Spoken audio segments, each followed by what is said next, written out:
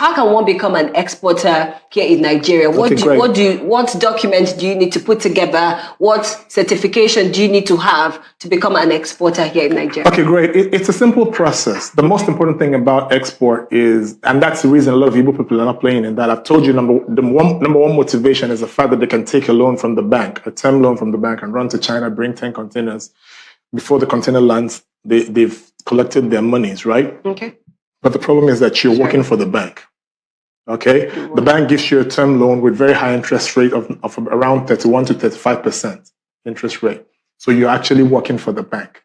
You know, as against export, where you could take an overdraft and in 15 to 30 days, your export has gone up and you received your money in USD, right? You paid the bank for the overdraft that you used, right? So that way you're not actually working for the bank, you're working for yourself and you're keeping most of your earnings that is coming in USD or in any other foreign currency, right?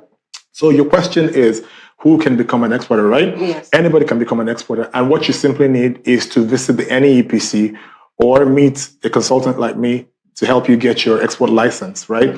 The export license costs only $13,500 and you get it in 48 hours, right? But first of all, you have to have either a limited liability company, an NGO, or a cooperative. These are the only entities that are allowed to acquire an export license. So if you have any of the three, the business name can't fly. You can't get an export license on the business name, what we call ventures, right? Okay. So if you have an NGO or limited liability company or a cooperative, you're allowed to walk into any NEPC across Nigeria and, you know, demand an export license, and in 48 hours you get it. When you get that, you become an exporter.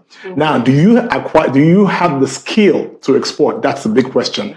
Most people don't have that. And that's where people like us come in. We teach you how to export. But now export is a gold mine that many Nigerians do not know about. So it's profitable. Very profitable. And you're earning in foreign currency.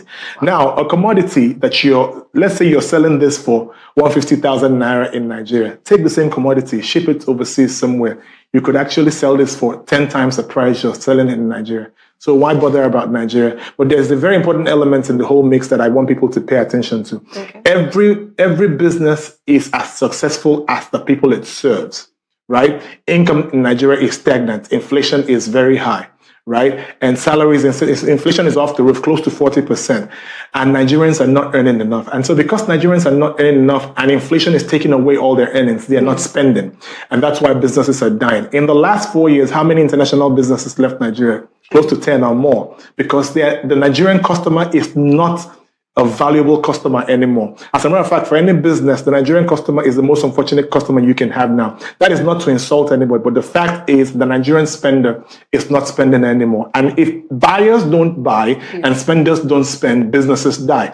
And so that's what's happening across the board in Nigeria. Businesses are dying, right? And so, like I said, every business is as profitable or successful as the people they serve. So if your buyers who are Nigerians are not buying, that means your business is going to die. What do you need to do? Move that same business or that same commodity from this dying economy to a booming economy somewhere. And that move alone changes the dynamics and gives you a lot of profit. So if you want to be profitable as a Nigerian today, what you simply need to do is not necessarily shut down your business in Nigeria, but open an arm somewhere overseas, where you could be selling exactly the same thing you're selling in Nigeria. And the arm overseas will be raking in thousands, if not, millions of dollars for you. And yet it's the same business. What changed? Dynamics is the same analogy with water, right? The same bottle of water, you sell it on the street, you buy it on the street for maybe 150 naira. You go to a supermarket, it's selling for 300 naira.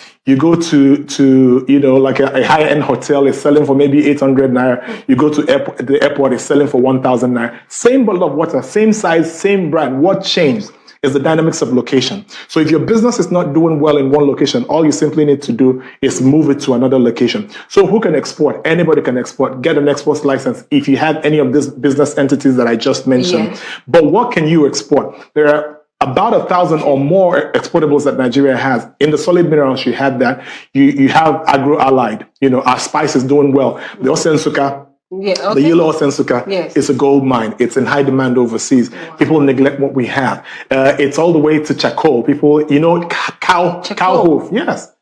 The only reason right now they keep saying it's no more allowed to be exported. Some people will say I'm still exporting charcoal because of deforestation. Government is not really settled about letting people, export charcoal or timber, right? Mm-hmm. But something allow me to use the word stupid as cow hoofs.